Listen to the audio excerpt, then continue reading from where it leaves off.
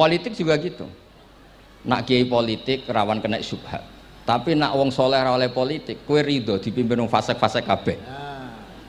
Ya mboten ngerti, mbok sing bener dis pokoke ngoten. Yes, itu memang logika usul napa? Fikih. Bismillahirrahmanirrahim. Nahmaduka ya ghafur ya syakur wa sholli wa sallim barik ala sayyidina Maulana Muhammad wa ala alihi wa sahbihi asmain nama ba'du.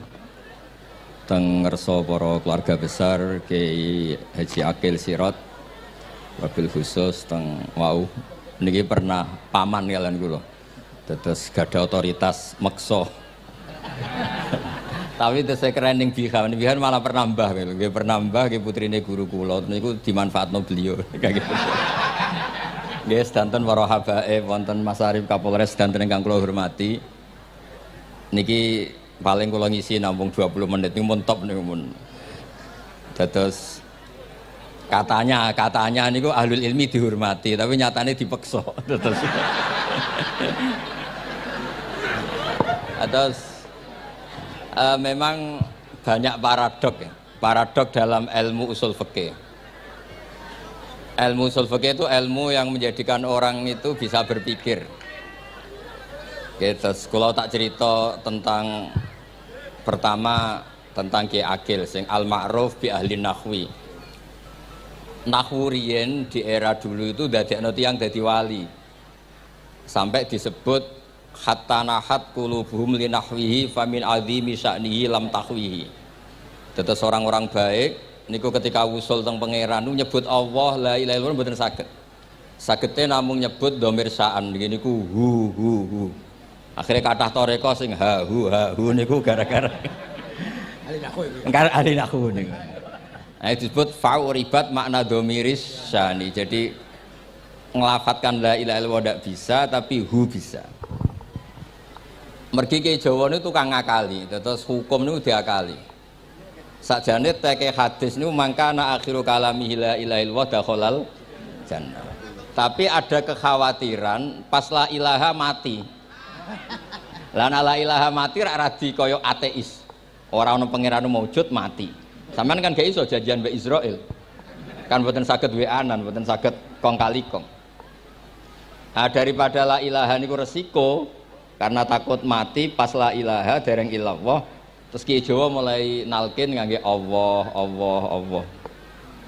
Tapi Allah sarasan itu tidak mewakili la ilaha illallah. Akhirnya diambil dhamir sa'an fa'alam annahu la ilaha illallah. Niku asal usulnya. Cuma kebetulan thariqah kita tidak jalur itu, tidak jalur yang lewat dhamir napa? Sa'an. Tapi sementing tadi dawuh Kiai Mustafa sementing kita tahu secara ilmu. Terus nomor kalih cerita uzlah wae. Kula memang bener-bener uzlah. Terus kula niku diundang acara-acara publik kemarin Habib Jindan nggih. Hanya di halaqah ilmiah. Kemarin terakhir beliau ngerayu ini jari marrotan wahidah. Ini saya pegang. Dan itu dicatat di Lauh Mahfud. Dan ciri utama kiai itu tidak membatalkan perjanjian. Jenengan dawuh marrotan wahidah Mas niku. Ben gelem. Terus ngeten kula cerita sithik tentang ilmu yang sering kula utarakan. Di antara kitab yang dipakai guru-guru kita sing dilanggengi Mbah Mun Maus niku kitab Ihya. Kula dari sekian cerita Ihya yang paling kula kenang niku bahwa ternyata Allah itu andaikan boleh dibahasakan niku cara berpikir itu dalam bahasa tafsir disebut tanazul. Tanazul niku wong ben kaya orang kebanyakan. Saya ulang lagi supaya orang itu kayak orang napa? Kebanyakan. Ada dua ahli neraka yang dipanggil, yang satu ditakoki, "Cung ning neraka piye rasane?" "Syarru makan." "Mboten enak, Gusti." Terus mbek pangeran diken balik, "Ya wis kono cung mlayu balik nang neraka." Niku tiange lari kencang, sekencang-kencangnya. Semangate seneng ambek kon balik ning neraka. Ditakoki mbek pangeran, "Lho cung kon mara neraka kok seneng?" "Kula nu pun kapok, Gusti. Kula nu nyesal ketika di dunia nak jenengan utus niku lelat-lelet. Niki kula tobat dengan bukti dikan jenengan teng neraka kula mlayu." Lho pangeran akhirnya haru wong kok semangate mlebu neraka kaya ngono. Mergo diperintah pangeran. Ya dados niki ijazah jenengan akan mlebu neraka jenengan sing semangat nggih. Karena zaman ning donya sering diperintah Allah mboten napa? Semangat. Lah niku kemungkinane dibarno, kemungkinane dipanggil. Lah tiyang niku terus dipanggil oleh Allah. Ya wis kaya wong apik, tak kongkon nurut tenan, semangat tenan, terus diken mlebu swarga. Nah niku ijazah pertama nggih. Dinaken mlebu neraka sing napa? Semangat. Sing kedua niku dipanggil niku plengakan lelat-lelet. Kados kula diutus Gus Mus niki nelpon. Nelpon kula mboten purun akhire ning Bika jare matur Gus Subak. Turuti aku diamuk Bika jare Bapak. Dados niki melibatkan sekian pihak untuk memaksa saya datang ke mriki. Aduh, repot wong sawang kempek niku. Repot nyen repot. Mugi-mugi di sepuro ngoten. Yang kedua niku diken mlebu neraka malih ku lelat-lelet, ndelok pangeran mboten semangat. Ditakoki mek pangeran. Kenapa kamu tidak semangat? Saya itu tidak pernah ngira jenengan yang baik sudah masukkan saya ke surga, kemudian jenengan nyuruh lagi saya ke neraka. Saya tidak pernah mengira engkau itu seperti itu. Terus Allah nggih, ana indadzoni abdibi. Ya ora apa-apa, swarga ya swarga. Ini dua ijazah untuk sampean supaya bisa masuk napa? Swarga. Terus kita tidak pernah tahu napa Gustofa ngundang kula nyenengno wong akeh ganjaran, napa meksa wong alim dosa, mboten ngerti kula carane.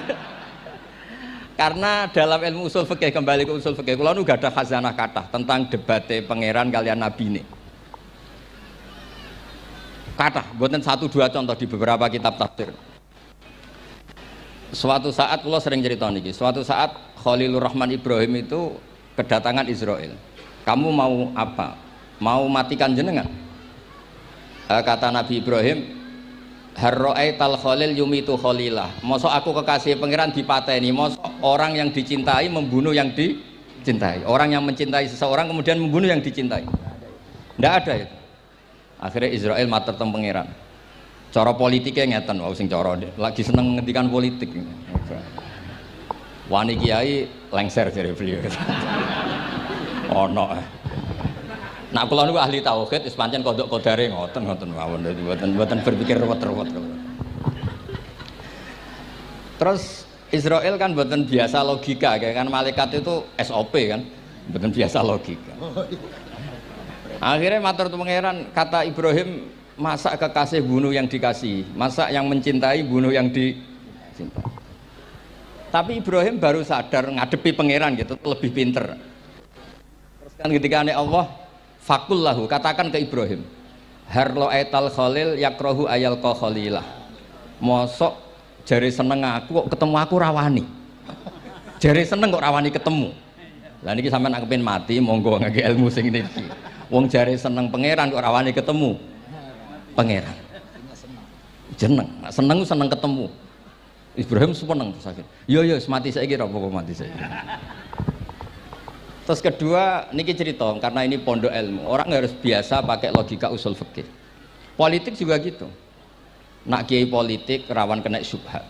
Tapi nak wong soleh oleh politik, kue ridho dipimpin wong fasik-fasik kabeh. Ya, mboten ngerti, mboten bener dis pokoknya ngoten. Yes, itu memang logika usul napa? Fikih. Logika usul napa? Fikih. Ketika Nabi Adam badhe didamel niku materinya saking bumi.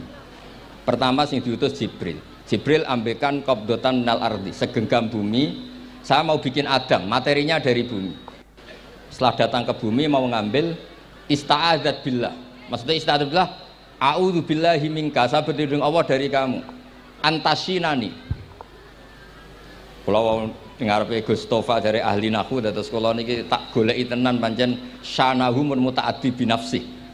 Mungkin nek dibuli ku antusinani kok panjang nanti cerita.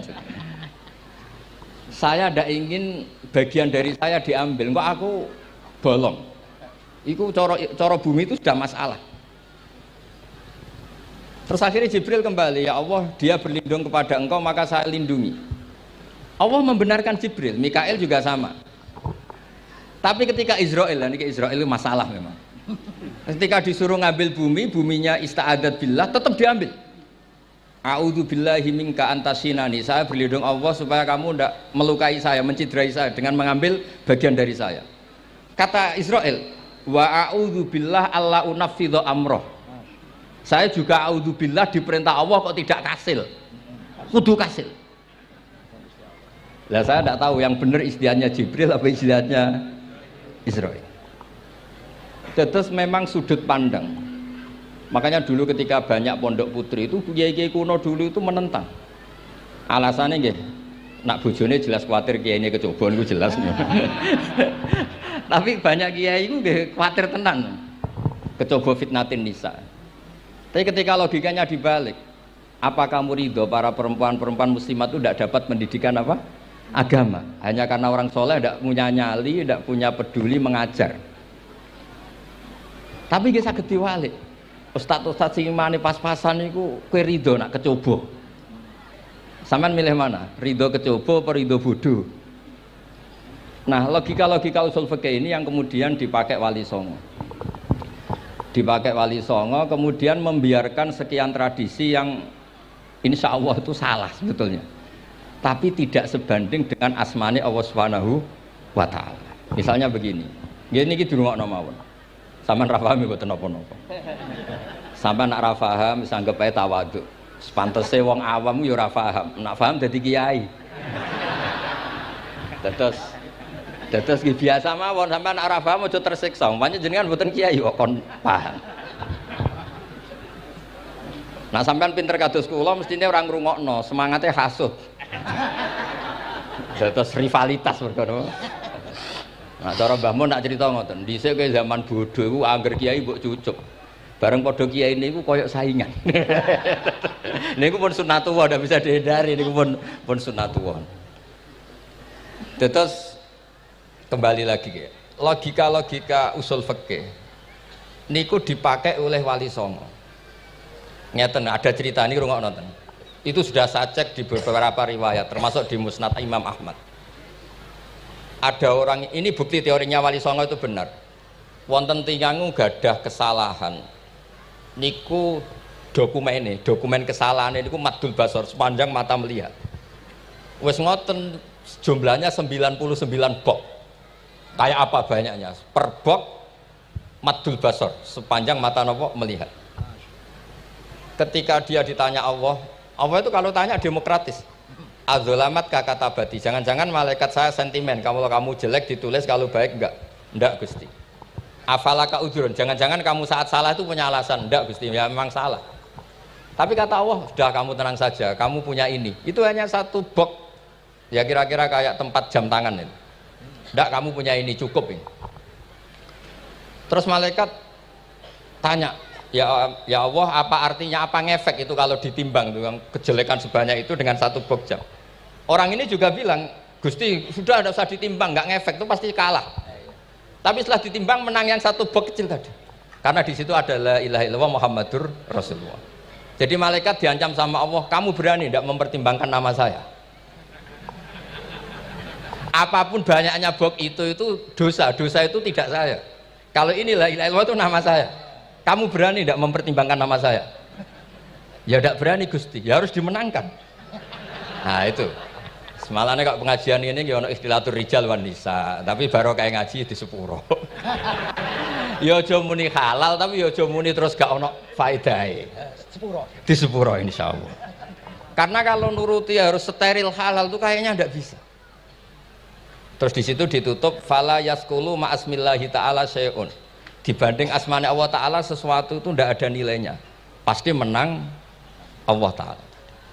Sehingga banyak ulama ngendikan kowe nak bar dosa, bar salah maca iki-iki.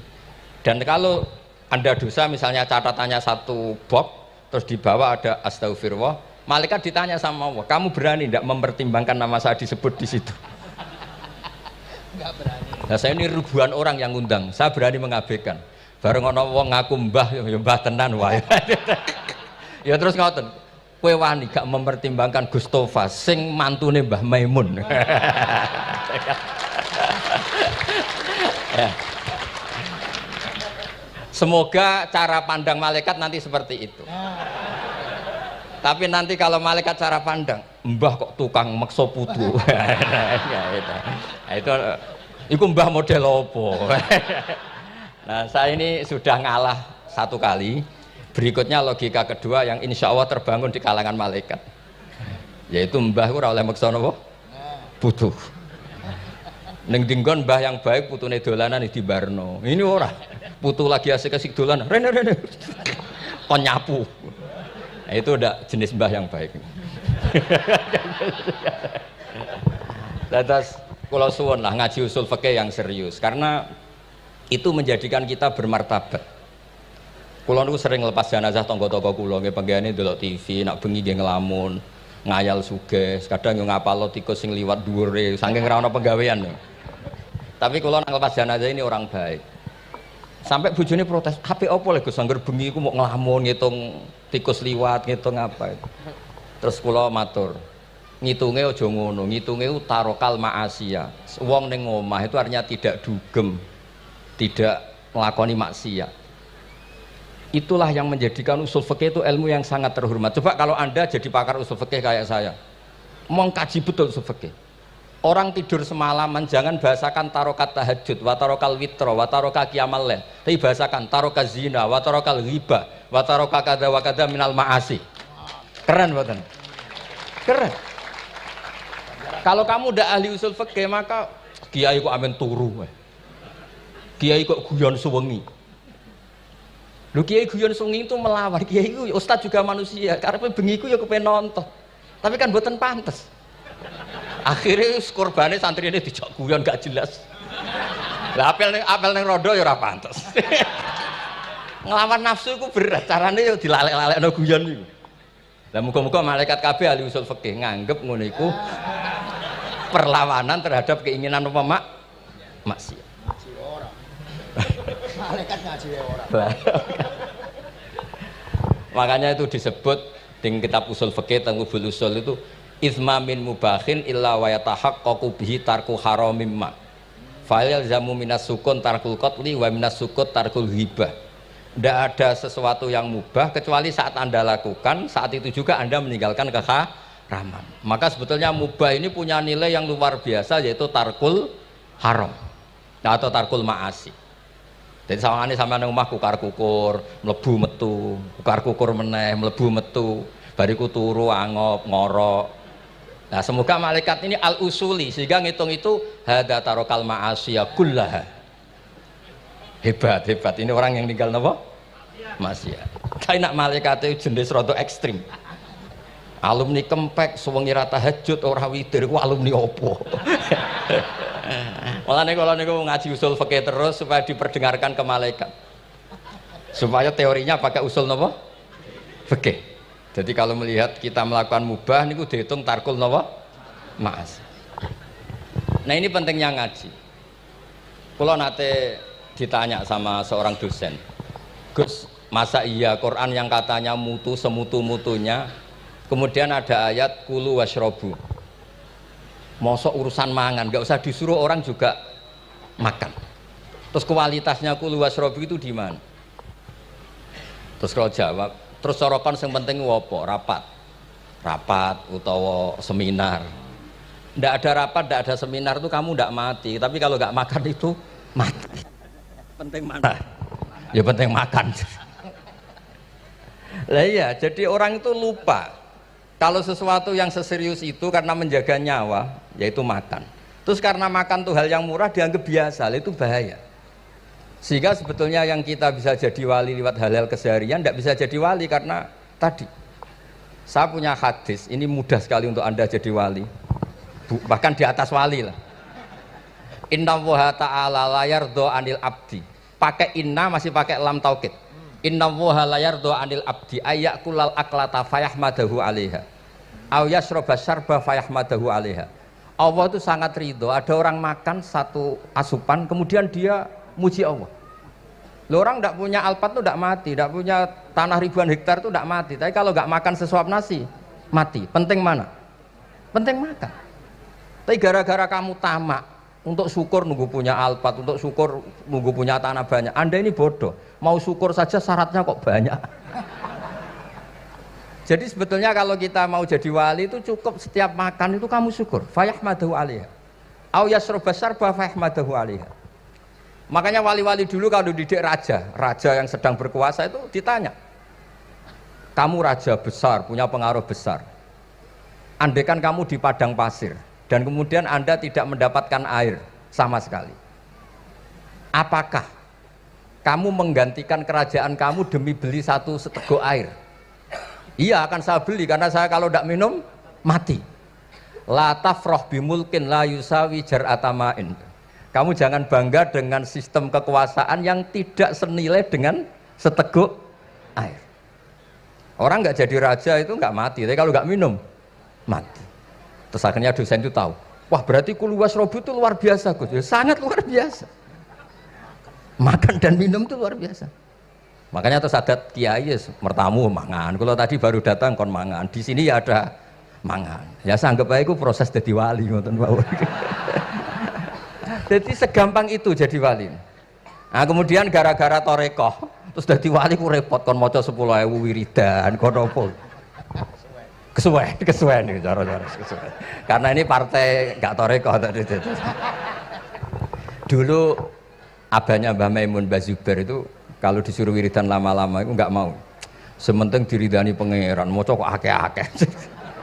Nah, itu partainya partai ahlul ilmi. Ya partainya partai ahlul apa? Ilmi. Nah kemudian karena saya ini nekuni tafsir ya, itu saya kepengen ya, menggerakkan supaya ilmu Quran itu menarik. Caranya apa? Cari sisi ekstrimnya. Kalau bolak-balik, kenapa sih orang nggak janggal? Nggak janggal itu udah iskal. Quran itu kan kalamu Allah. Saya ulang lagi, Quran itu kalamu Allah. Masa iya Allah yang Tuhan kemudian ngendikan iya kana butuh iya kanas tai. Kepadamu aku menyembah. Masa Allah ngendikan gitu pada kekasihnya Nabi Muhammad? Padahal Allah itu al-ma'bud bukan abid. Allah yang disembah bukan yang menyembah. Semua ahli tafsir, saya bukan bilang sebagian, semua ahli tafsir pasti ngendikan begini. Wa yuqaddaru qabla qaulihi ta'ala iyyaka na'budu qulu. Sebelum iyyaka na'budu itu ada kata yang disimpan yaitu qulu. Jadi iyyaka na'budu itu betul ngendikane Allah, cuma sudah dikasihkan Jibril kepada umatnya Rasulullah. Jadi Jibril bilang gini ke Rasulullah Muhammad, Muhammad qul iyyaka na'budu. Kemudian Nabi juga bilang ke umatnya qulu iyyaka na'budu. Jadi ini kalam Allah yang sudah milik kita. Nah berhubung milik kita, kita sah mengatakan iya karena kalau tidak janggal, masa iya Allah berdoa ihdinas siratal mustaqim, tunjukkan kami jalan yang benar. Lah kalau ihdinas siratal mustaqim kalam Allah berarti kan Allah yang berdoa. Nah, sehingga semua tafsir bilang sama, wa yuqaddaru qabla qauli ihdinas siratal mustaqim qulu. Nah, terus ada mufassir lain bilang jangan mulai iya karena butuh ya semuanya, mulai bismillah, qulu bismillahirrahmanirrahim. Masa iya Allah sendiri yang bilang bismillahirrahmanirrahim? Nah, dengan tafsir seperti ini terus kita akhirnya lagi-lagi kembali ke usul fikih, kembali ke balaghah, kembali ke nahwu. Kalau enggak, ya Anda akan menafsiri Quran pakai logika Anda sendiri. Sampai ada mungkirus sunnah. Pokoknya sementing kembali ke Quran. Orang roh Quran itu kayak apa? Saya kemarin ngaji di Sedan di daerah saya bilang, Sayyidina Umar itu Islam sebelum minta hidayat. Khalid bin Walid ya Islam sebelumnya ya tidak minta hidayat.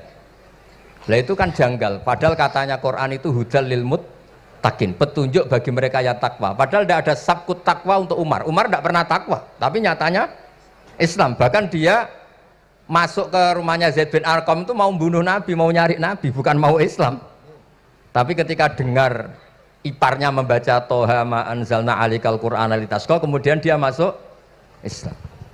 Lalu gimana tentang hudal lil muttaqin, petunjuk bagi mereka yang takwa? Banyak ulama yang mengatakan lil muttaqin itu balaghahnya lil iktifa, lil muttaqina wa ghairihim. Jadi Quran itu petunjuk bagi yang takwa dan yang tidak takwa. Dan itu di bahasa Arab sah. Di bahasa Arab sah. Misalnya gini ya, kalau sampean punya ponakan dolan, cong-cong nang mangan. Ya maksudnya ya mangan mbek ngombe, mangan tok seretan mati kan. Itu kan satu paket.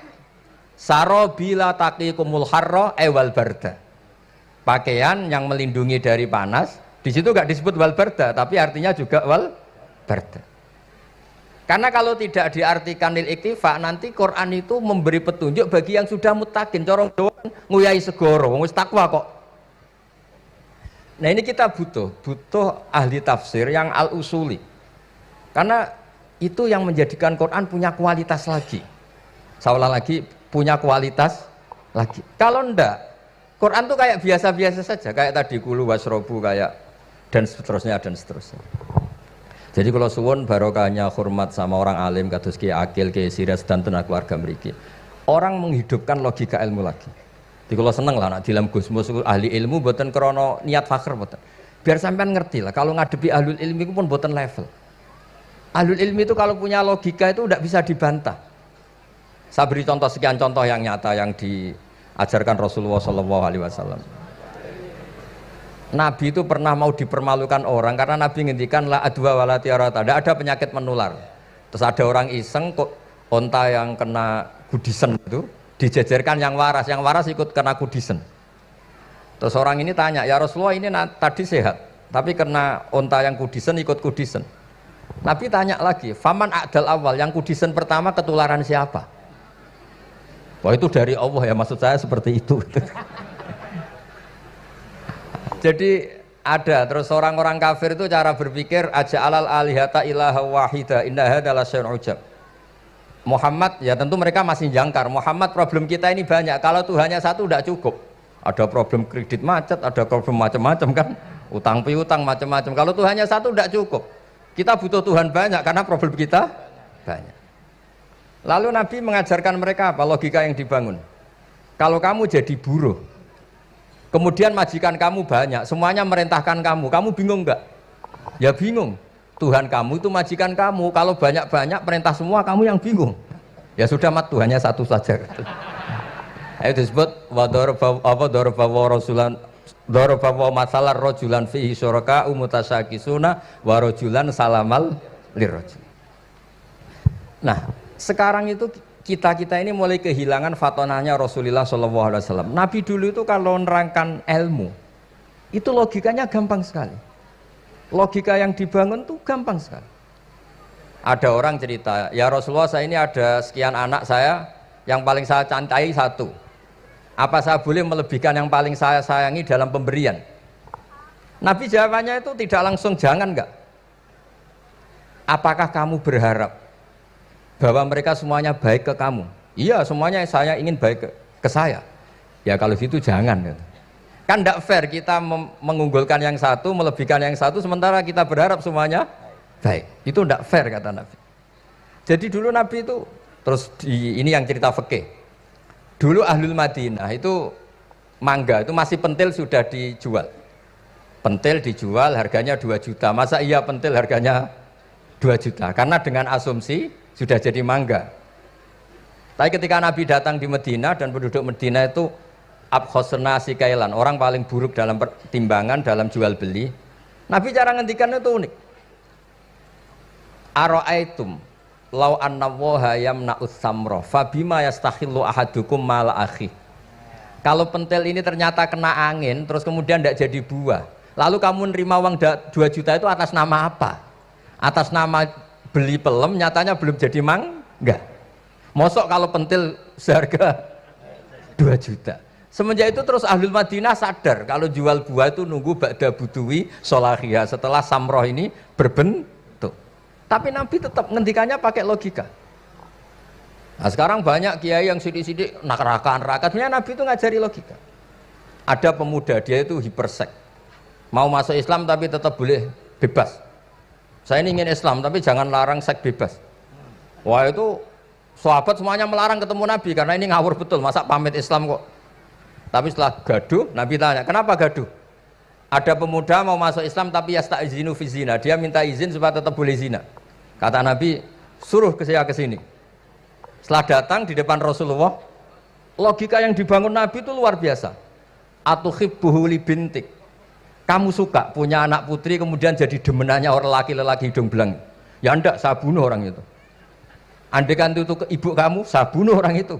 Atuhibbuhu li bintik, atuhibbuhu li ummik, atuhibbuhu li ukhtik, atuhibbuhu li kholatik.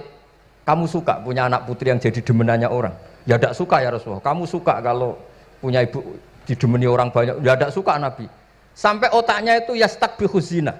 Sehingga otaknya itu, wah zina itu buruk betul. Akhirnya ya Rasulullah sudah, saya mau se-Islam tanpa zina-zina. Karena logika yang dibangun Nabi itu luar biasa. Nabi pertama mengingatkan, atuhibbuhu li bintik, atuhibbuhu li ummik, atuhibbuhu li ukhtik, atuhibbuhu li kholatik. Sampai dia ini nggak bisa apa-apa. Sudah Nabi sudah. Jadi logika ini yang harus kita waris. Lagi-lagi kembali yang bisa waris itu ahlul ilm. Sama itu kan kayak diskusinya Nabi Yahya dan Nabi Isa. Nabi Yahya itu suka berkawan orang-orang soleh. Setiap berkunjung di mana itu nyari yang orang-orang soleh. Ditanya kenapa kamu berkawan orang soleh? Ya berkawan orang soleh itu asik. Tapi kalau Nabi Isa enggak. Kalau ada desa-desa yang masih hitam, masih merah itu dikunjungi kemudian dibina. Ditanya sama Nabi Yahya, lima anda tanzilu ala syirarin nas. Kok kamu kumpul orang-orang yang kayak gitu? Jawabnya beliau, innama ana tabibun udawil mardo. Di mana-mana Nabi itu ya dokter. Di mana-mana dokter nyembuhkan yang sakit. Jadi dulu logika kebalikan itu dibangun sehingga dulu ulama khilaf itu ikhtilaful a'immah apa? Rahmah. Masyhur itu. Saya sering cerita dan itu ada di kitab Khilyatul Auliya. Nabi Yahya itu lebih ceria. Nabi Isa itu agak sering cemburut. Atau kebalikannya, pokoknya yang satu itu mali aro ka'abisan. Ka'annaka taqnatu mir rahmatillah. Kamu kok sering cemburut, seakan-akan rahmat Allah itu terbatas. Wong kok ra iso syukur. Yang satu gojlok, mali aroka dohikan ka'annaka ta'manu mim makrillah. Kowe kok guya-guyu, kok is bebas kon neraka wae gitu. Nah sehingga ya itu tadi sudut pandang. Makanya saya sering cerita dulu kalau Said Abdul Al-Haddad itu tanya, "Cung kowe ngaji sapa?" Ngaji si A. Kiaimu tahu nangis? Ndak. Ojo ngaji, kiaimu ati atos, kiai kok ora iso nangis. Tapi kalau Abdul Hasan Asadili kebalikan, cung kowe ngaji sapa? Ngaji si A. Kiaimu tahu guyu nak ngaji mboten nate. Ora usah ngaji wong ora iso syukur. Jadi nah itu yang akhirnya menjadi keseimbangan khaufau wa tama. Ada khauf, ada apa? Roja. Sehingga karena sudut pandang itu nggak bisa dihilangkan, sawalangnya nggak bisa dihilangkan. Ini yang sering diceritakan Ki Said, kakaknya ini. Dulu Muhammad bin Hasan Asy-Syaibani, Imam Syafi'i itu lama sekali beliau jadi ulama top yang suka fikir. Dianggap fikir itu aman, ngeringankan hisab. Enggak jenengan fikir yang dihisab malaikat apanya kan? Kan nggak bisa ngisab jenengan. Apa saja tidak punya. Punyanya problem. Nah, setelah ngaji sama Imam Malik, Imam Syafi'i tanya, yang ilmunya setingkat jenengan siapa? Kata Imam Malik, sebetulnya Abu Hanifah, tapi orangnya sudah meninggal. Tapi ada muridnya, namanya Muhammad bin Hasan Asy-Syaibani. Kamu ke sana, dari Madinah ke Irak. Dulu tempatnya di Baghdad. Setelah di Irak, Muhammad bin Hasan Asy-Syaibani itu kalau ngitung uang tuh di meja. Emasnya tuh banyak. Uangnya banyak, dia hitung di meja. Malah kaget. Saya ini gedeng kiai, kedunyan ini ketemu kiai, kedunyan. Enggak, karena Muhammad bin Hasan Asy-Syaibani itu wali, kamu tanya. Kamu heran ya ada kiai kaya? Iya. Ya sudah, kekayaan ini kasihkan orang fasik biar dipakai demenan, dipakai mabuk, dipakai ini. Terus, ya jangan, kalau kena orang fasik bahaya, jenengan saja. Semenjak itu Imam Syafi'i mulai rodok seneng duit. Jadi ada ceritanya, kok diangen-angen, nah terus keterusan umatnya kayak gini-gini itu. Jadi ini cerita nopo istihad apa? Cerita nopo istihad. Sama pangkat juga sama. Gue seneng nak orang soleh-soleh tidak ikut ngurus negara ini. Mau dikemanakan negara ini. Tapi ada yang berpikir, gue seneng nak orang soleh terkontaminasi. Ya sudah monggo. Sing serapayu jabat, gue berpikir zuhud. Sing payu yo berpikir politik. Yang penting semuanya itu berdasar ilmu. Yang penting itu semuanya berdasar apa? Ilmu. Karena ilmu ini basis yang paling diridani Allah Subhanahu wa Ta'ala. Masyhur itu di Ihya sering diceritakan Imam Ghazali, ana alim uhibbu kulla alim. Kata Allah, saya ini alim dan sangat mencintai orang alim. Karena orang alim ini yang tahu perspektif. Orang yang ngiranya, saya ulang lagi, yang ngiranya itu enggak ilmiah. Di depan orang alim itu sangat-sangat apa? Ilmiah. Yaitu tadi misalnya ada ayat wa min ayatihi manamukum billaili wan nahar. Masa iya tidur yang ngorok semua turunnya secara jelas kok jadi wamin ayati. Tanyakan ahli medis, sistem tubuh kita kalau nggak tidur tuh kayak apa rusaknya. Dan toat pas-pasan ini satu-satunya solusi yo turu.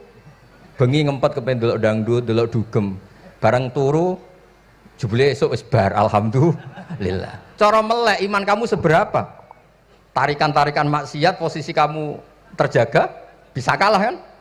Tapi kalau tidur sukses kan tarkul maksinya.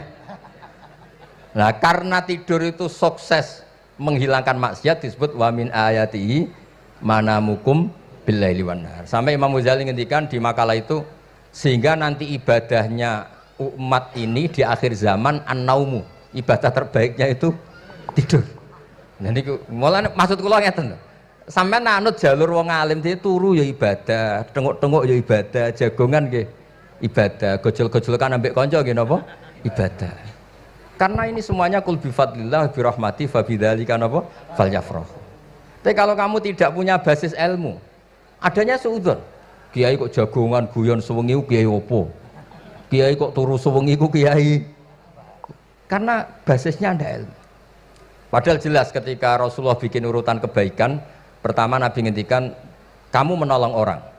Jika tidak bisa, terakhir Nabi ngendikan takufu syarraka anin nas fa innaha shadaqatun minka ala nafsik. Tadi beliau juga cerita di nasihat Imam Mun, idza lam tuhsin fala tusi. Kalau tidak bisa berbuat baik, setidaknya kamu tidak berbuat jelek sama orang lain. Dan potongan ini paling gampang apa? Tidur kan? Wis sampean nak turu wis ra zina, ra maling, ra ngrasani wong wis ora tusi. Nah, dengan konstruksi usul fikih seperti itu kamu tahu kualitas ayat wa min ayatihi manamukum billaili wan nahar. Ya sama, ternyata makan itu yang menjaga nyawa, ternyata makan itu yang menjadikan syukur. Kalau kamu nggak percaya puasa, sama nak poso gedang goreng itu mewah, gedang goreng itu mewah, air satu teguk itu mewah. Makanya kalau lama dulu ada santri kepengen mangan enak, ya saya ingin mangan enak gini-gini caranya gimana, itu rumusnya ada sate, ada mie ayam, idamuhu alju. Kalau kamu ingin enak, lauknya itu lapar. Ya kita kalau puasa itu semuanya kan enak. Nah itu lagi-lagi basisnya itu ilmu. Nah sekarang banyak orang yang sudah tidak peduli dengan ilmu, kayak ijazah dilakoni kan. Jadi kayak wiridan la ilaha illallah itu sebetulnya harus dibarengi dengan ilmu. Ini yang terakhir supaya nggak lama-lama. La ilaha illallah itu basisnya ilmu. Surga yang begitu mewah itu dibikin juga bagi yang melafadzkan la ilaha illallah. Neraka yang begitu ekstrim, sampai kalau benda dijatuhkan dari atas ke neraka itu sampai bawah nunggu 70 tahun. Bisa kamu bayangkan kalau kamu di dalam naiknya susah itu. Ini dijatuhkan ke neraka itu sampai bawah nunggu berapa? 70 tahun. Loh, neraka sebegitu ekstrim itu dibikin untuk yang menolak la ilaha illallah. Berarti kalimat ini kalimat spesial. Kalimat yang neraka dibikin ya atas nama itu yang menolak, surga dibikin juga atas nama itu yang menerima. Itu satu saktinya la ilaha illallah. Sakti kedua, orang kafir 70 tahun ngelafadzkan la ilaha illallah sekali langsung dihukumi mukmin. Yughfar lahum ma qad salaf. Qul lil ladzina kafaru iyantahu yughfar lahum ma qad salaf. Orang yang melafadzkan la ilaha illallah Muhammadur Rasulullah itu dosa 70 tahun kafir itu hilang semua. Tapi gara-gara ada ilmu terus diumumkan tahlil dening Kiai Haji Niam mesti sing nguri wah sawi mesti. Padahal kalau kamu tahu ilmunya tadi ini kalimat yang luar biasa. Kalimat yang bisa melebur dosa. Bahkan dalam mazhab Sadiliyah itu unik. Kalau kamu wiridan la ilaha illallah itu jangan istighfar dulu, istighfarnya belakangan. Alasannya Abdul Hasan As-Sadili itu fa'lam annahu la ilaha illallah wastaghfir li dzambik li hadil kalimah. Orang kafir 70 tahun, dia istighfar 100 kali enggak akan dimaafkan Allah. Tapi ngelafatkan la ilaha illallah langsung dimaafkan. Jadi orang bisa dimaafkan tuh barokahnya la ilaha illallah.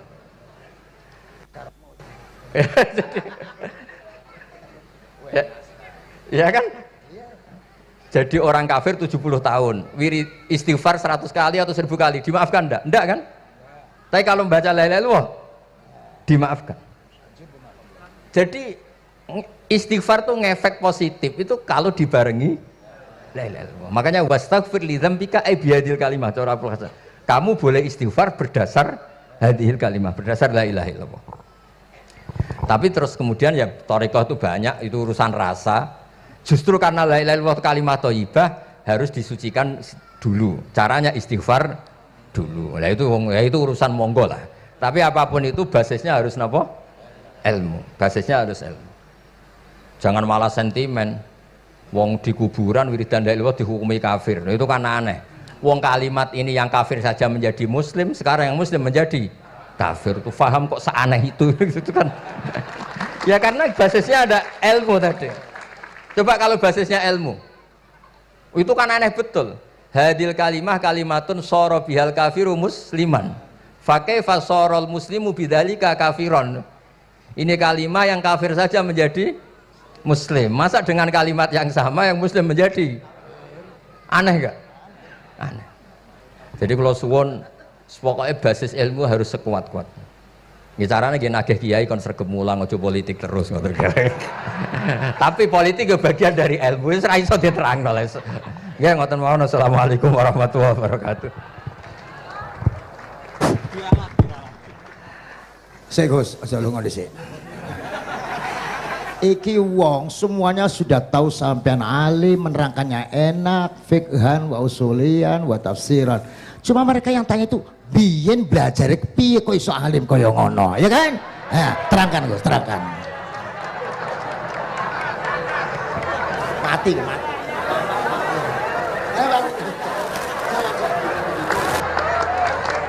Setuju kan? Setuju?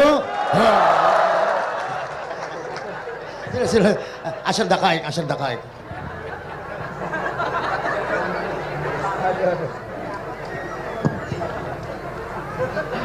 Andaikan pertanyaan itu ke Mbah Mun, mungkin jawabnya gurune sopo.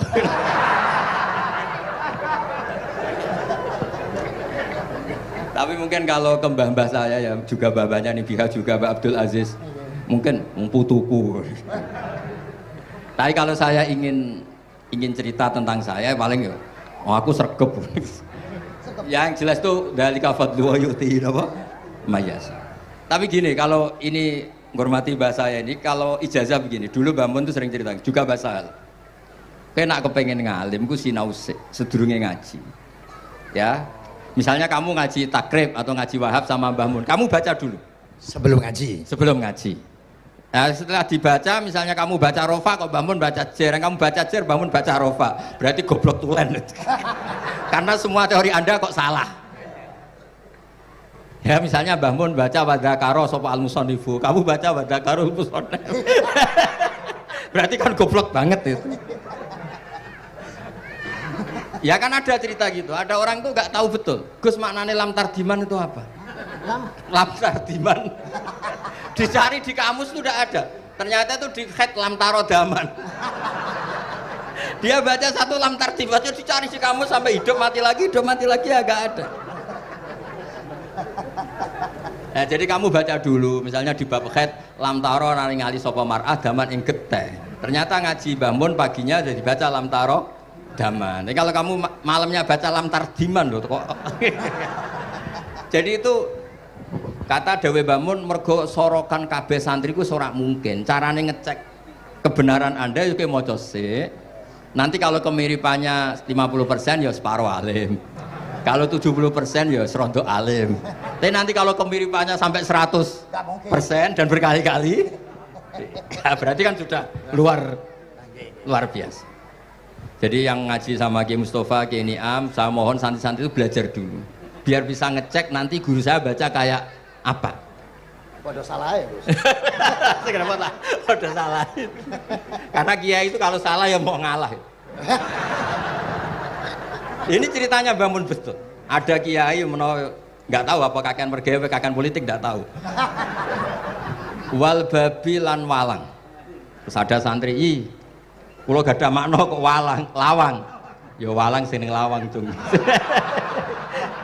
Mau ngalah. Terus watini lan wit alu. Gurune maca alu. Kulo gak ada makna kok elo. Lah ya wit telu kena gua alu. Tapi saya menangi kiai itu kalah sama santri itu. Saroko nyolong sapa wong albedo tangi anduk. Terus gurunya kaget. Cung kok anduk, cung. Bareng didelok endok. Karena kalau pegon kan anduk sama endok itu padha wae. Ini ada padha. kiainya akhirnya kalah. Memangnya nyolong anduk boleh? Yo ora dong, yo haram, yo padha ae kalau gitu nyolong. Nyolong endok ya haram, nyolong anduk haram. Lo cerita itu masyhur itu. Kalau cerita yang terkenal di Lirboyo itu kan ada santri dari Jakarta di kelas. Gurunya bilang Ja'a Zaidun, Zaid datang. Waro'a itu Zaidan, saya melihat. Si murid ini itu melihat pintu terus. Lama-lama gurunya itu tersinggung. Kamu diajari pelengahan nggak sopan. Habis Ustadz bohong. Lah kenapa bohong? Katanya Ja'a Zaidun, Ra itu Zaidan. Zaidnya mana?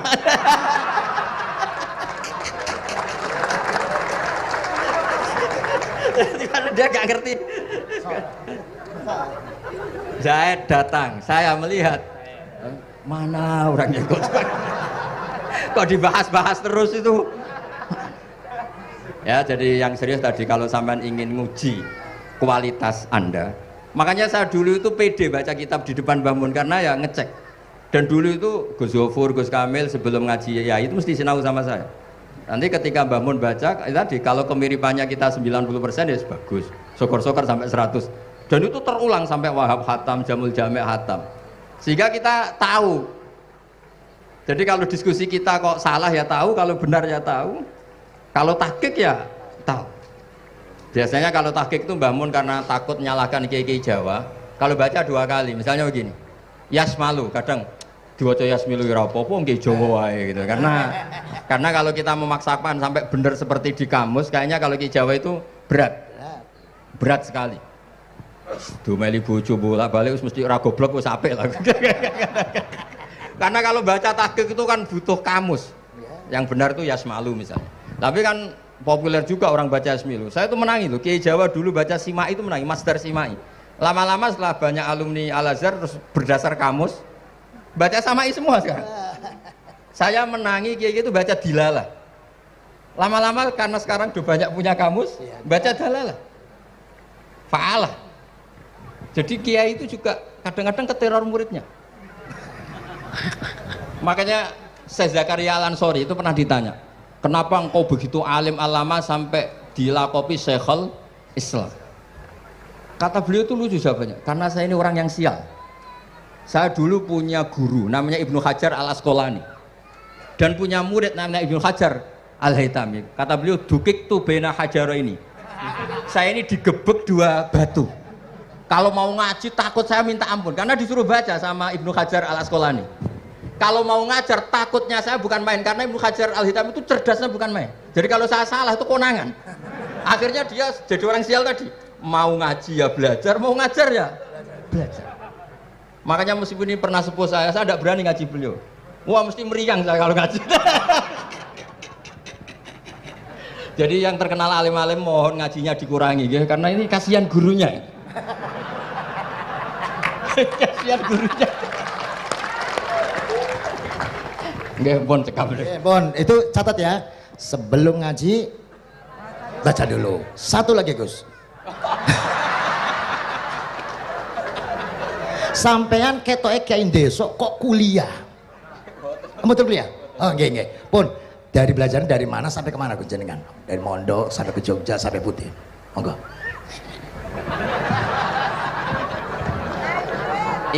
Ini karena sesuai kontrak, nggak boleh nyulayani janji sekali aja Sekali tak tekno gitu. Jadi sebetulnya kalau di ilmu, saya kan sering ketemu ahli geologi, ahli sosiologi. Sebetulnya di ilmu kita, saya kan lama di Jogja dan itu yang saya pakai juga ilmu zaman di pesantren. Misalnya sosiologi itu kan ada mukadimahnya Ibnu Khaldun. Itu kan teorinya luar biasa. Misalnya begini, kenapa Rasulullah itu harus dari suku Quraisy, suku yang sangat terhormat di Mekah? Itu secara teori sosiologi loh, bukan teori nubuah. Kata Ibnu Khaldun, Nabi itu mesti final dzori kaumi itu aneh. Saya ulang lagi, Nabi itu final dzori kaumi pasti aneh. Nah masa aneh-aneh ini ditoleransi oleh umatnya karena beliau dari suku yang terhormat. Coba kalau dia dari suku, beliau dari suku yang hina, pasti pas aneh-aneh langsung diadili. Ya kalau di NU lah, ndak Gus Dur kok bikin aneh-aneh di NU kan langsung tuntas. Tapi berhubung Gus Dur cucu Mbah Hasyim, orang itu mentoleransi, bahkan mengira jangan-jangan teori beliau lebih baik ketimbang kita.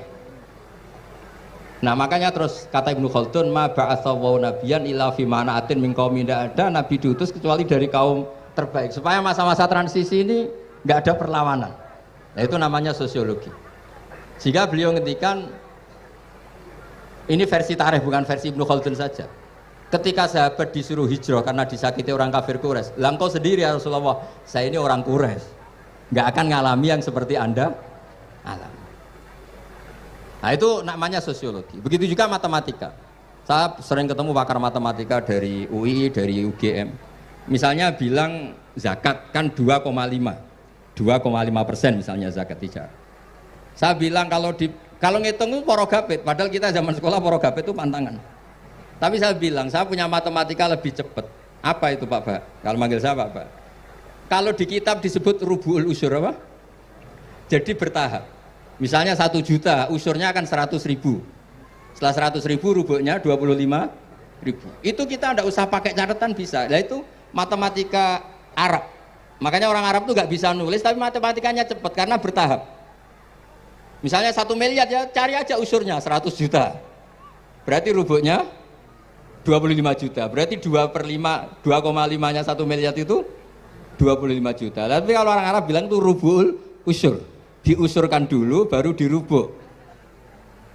Misalnya 6, 2/3 6 berapa? Orang Arab bilang sulusan. 6 sulusnya 2. Sulus 2 kali berarti 4. Sama misalnya zakat zuruk. Zakat zuruk itu kan al usyur sama nisful usyur. Berarti misalnya kalau tidak disirami ya, tidak biaya, zakatnya itu 10%, berarti per 100 10. Nah sekarang kalau 10 ini kan berarti 1/10. Lah nanti kalau disirami pakai biaya namanya nisul usyur, berarti 5. Jadi orang Arab itu gak mau langsung bilang 5, karena kalau 100 dibagi 5 itu jadi 5 itu mikirnya panjang. Jadi diusurkan dulu terus nanti dibilangkan nisful usyur. Nah, jadi ilmu khazanah kita ini sudah luar biasa. Nah, itu makanya terus orang Arab kalau ngitung matematika itu tidak usah tulisan, tidak usah porogabit karena bertahap tadi. Jadi misalnya 2,5 bahasannya apa? Rubu'ul usyur.